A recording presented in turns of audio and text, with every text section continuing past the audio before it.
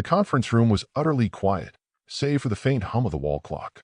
Across the sleek marble table, billionaire CEO Lauren Steele grinned slyly, sliding a contract toward Michael Carter, the single father she'd been berating for the past hour. "You obviously missed the fine print," she said, reclining in her plush velvet chair. Michael didn't waver. He calmly pushed the papers back and said softly, "Check the final page." Her laughter faded as her own attorney paled. "Mr. Carter, you're wasting our time," Lauren said, her tone laced with disdain. "I run a multi-billion-dollar empire. You run a repair shop." Her words sparked a few stifled chuckles from the executives around the table. Michael noticed but stayed composed, his gaze fixed on Lauren, hands steady, breathing even. "Then you'll want to hear my proposal," Michael replied smoothly. His voice wasn't loud, but it commanded attention, making even those chucklings sit up straighter. Lauren folded her arms. "And why would I take advice from someone who fixes engines for a living?" Michael leaned forward slightly. "Because the strategy you're about to roll out will cost you $50 million in losses by year's end." The room froze. Lauren tilted her head, feigning amusement. "You're out of your depth." He pulled a slim stack of schematics from his weathered canvas briefcase and slid them across. "Page 12, paragraph 4, he said calmly. Then the last page. Lauren didn't look. She shoved the papers to her lawyer, James Holt, a lanky man in a tailored suit with keen eyes that caught everything. James flipped to page 12, scanned it, then paused mid-motion. His breath hitched. His eyes darted to the final page, his jaw clenching as the color drained from his face. "What?" Lauren snapped, catching his reaction. "What's there?" James didn't respond immediately. He closed the folder, set it down gently, and leaned toward her, whispering low. Michael saw the flicker of alarm cross her face. She straightened, masking it. "This meeting's done," she said sharply. "No," Michael said, his voice firm now. "It's just beginning." The executives exchanged glances, sensing a shift they couldn't grasp.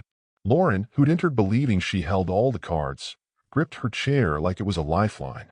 Michael's gaze softened briefly. "Lauren, I'm not here to shame you. I'm here to help you, and the people who don't have a voice in this room." Her jaw tightened. "Why do you care?" "Because," Michael said quietly but resolutely, "someone helped me when I had nothing. I swore I'd pay it forward." But there was more. Something in his eyes hinted this wasn't just kindness, it was justice. And Lauren was about to learn why. Lauren hated how Michael's words hung in the air, heavy and unyielding. She built her career steering conversations, always in control. Now she felt trapped, and she despised it. "You're bluffing," she said, forcing a smirk. "Whatever's on that page doesn't change that you came here begging for a chance." Michael shook his head. "You think this is about me? It's for the 62 families your new cost-saving plan would leave jobless." A few executives shifted uneasily. Lauren's smirk wavered briefly before she hardened her expression. "You don't understand business. We can't carry dead weight." Michael leaned forward, eyes locked on hers. "They're not dead weight. They're the backbone of your company, working late, skipping breaks, keeping your investor promises. Cut them, and you'll lose more than you gain." James cleared his throat. "Lauren." She shot him a glare that could shatter stone. "Not now, James." But Michael caught the unease in her lawyer's eyes. The hook was set. He reached into his briefcase and slid a faded photo across the table. "Recognize her?" Lauren glanced at it, a woman in a worn company uniform, hair in a loose ponytail, smiling while holding a young girl's hand. "No," she said coldly, pushing it back. "You should," Michael said. "She was in your distribution hub. She kept your supply chain running during last year's storm. Worked quadruple shifts. Your restructuring axed her job without severance." Murmurs rippled through the room. Lauren's voice turned icy. If she was let go, there was a reason. "Yeah," Michael said softly, "because you never looked beyond your spreadsheets." The room stilled. Lauren's fists clenched under the table, her retort ready, but Michael wasn't done. "She's my cousin," he said, his voice steady but heavy with the weight of her struggles. "And your company owes her, and dozens more, better than a silent layoff." Lauren's expression flickered, irritation, uncertainty, maybe guilt, but she buried it. "Even if that's true, what do you expect me to do?" Michael's lips twitched into a faint smile. "That's what the last page is for. James shifted, his discomfort obvious. Lauren's voice wavered slightly. You're wasting our time. No, Lauren, Michael said. I'm giving you a chance, one you'll regret not taking. The silence tightened around the table, tension coiling with every second. Lauren adjusted her tailored jacket, hiding a slight tremble in her hands. The executive's eyes on her held not deference but curiosity, doubt. Michael, he said softly, do you want him to read here in front of everyone? Or would you rather discuss this privately in your office? Her jaw clenched. You think I'm scared of my own contract? Michael held her gaze. No, I think you're scared of mine. Murmurs spread.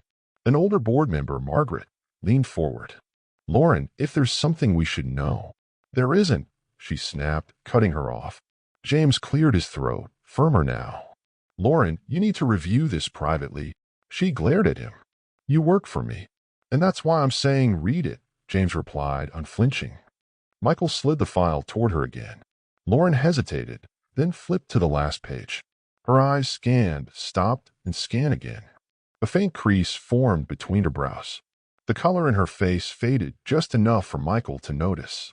What is this? She demanded. A binding clause, Michael said calmly, signed by a former VP before they left, because of the same policies that cost my cousin her job. It states that wrongful terminations for cost-cutting without severance require reinstatement with quadruple back pay. And I've documented every case for the past 3 years. Gas echoed. Margaret leaned back, a wry smile forming. That'd be costly. Michael's gaze swept the room. Or it could be an opportunity. Fix what's broken. Rebuild trust. Show the world you value more than profits. Lauren scoffed. You think this is about kindness? Kindness is why I'm giving you a chance to fix this before it goes public, Michael said. Voices overlapped. Questions, murmurs, a pen clinking against glass. Lauren's mind raced. Michael had cornered her in front of her board. She stood abruptly. Everyone out. Now. Michael stayed seated, calm as ever. Not you, Lauren. We're not done. For the first time in years, she wasn't sure she held the room. The heavy walnut door clicked shut, leaving only Lauren, Michael, and James. The air felt sharper, charged. Lauren paced, heels clicking on the hardwood floor. You pull this stunt and expect me to what? Apologize? Write a check? You don't know the game you're playing. Michael leaned back and shaken. I know exactly the game you've been playing, Lauren. I'm just not letting you win. Her eyes narrowed. You're threatening me? This isn't a threat, Michael said, his voice personal now. It's a choice. Do right by those you've cast aside, or watch your empire crumble under your own choices. James shifted. Lauren, he's not bluffing. I've seen enough to know he's got a case. If this goes public. Quiet, James, she snapped, but her voice lacked its usual edge. Michael pulled another folder from his briefcase, thicker this time, and slid it toward her. Want to know why I care? Open it. She hesitated, then flipped it open. A medical bill, hundreds of thousands owed. The next page showed a young girl in a hospital bed, smiling faintly despite the monitors. Who's this? Lauren asked, her voice softer. My daughter, Ava, Michael said quietly. Born with a lung condition. Strangers helped us keep her alive, people who didn't care about profit, just helping. My cousin, Ava's godmother, lost her job because of your policy. The day after, she still showed up at the hospital so I could work. Lauren had no quick retort. Michael leaned forward. I'm not here to ruin you, Lauren. If I wanted that, this would already be with the press. I'm here because I believe you can do better. But that chance is slipping away. Lauren turned to the expanse of windows, staring at the city's glowing skyline. Her reflection looked powerful, but uncertain. Cracks were forming in her untouchable facade. You want me to fix this, she said finally. Reinstate everyone, pay what's owed, overhaul policies. It'll cost millions. The board will crucify me, then lead in a way they can't ignore, Michael said. It's not easy, but it's right. They stared at each other, Michael's unshakable conviction cutting through her defenses. She glanced at Ava's photo, her throat tightening. How old is she? 8, Michael said, a faint smile forming. She wants to be an astronaut. Lauren glanced at James, who gave a subtle nod. She exhaled deeply. I'll do it. All of it. But on one condition. Michael's brow rose. which is, you join as a consultant, temporary, 9 months. Help implement the changes, ensure nothing's missed. Michael hadn't expected that. Why me? Her eyes narrowed, hiding a glimmer of respect. Because you're the only one in years who's walked in here unafraid of me. And you see what I've missed. Michael studied her, then nodded. 9 months. But if you break one promise, we'll meet in court. A faint smile touched her lips. Fair enough. James spoke, relieved. I'll draft the agreement. Lawrence stepped closer to Michael, voice low. You could have ruined me today. Why didn't you? Because someone gave me a chance when I didn't deserve one, Michael said. Sometimes the best revenge is giving someone the chance to be better. Lauren had no response. She nodded, called her assistant, and said, Clear my evening. We have work to do. As Michael gathered his things, James approached quietly. For what it's worth, I think you just saved this company. Michael glanced at the skyline. I wasn't saving the company. I was saving the people who make it worth saving. Stepping into the hall, he caught Lauren's reflection in the glass, still poised, still powerful, but maybe, just maybe, changed. A change that would ripple far beyond one contract.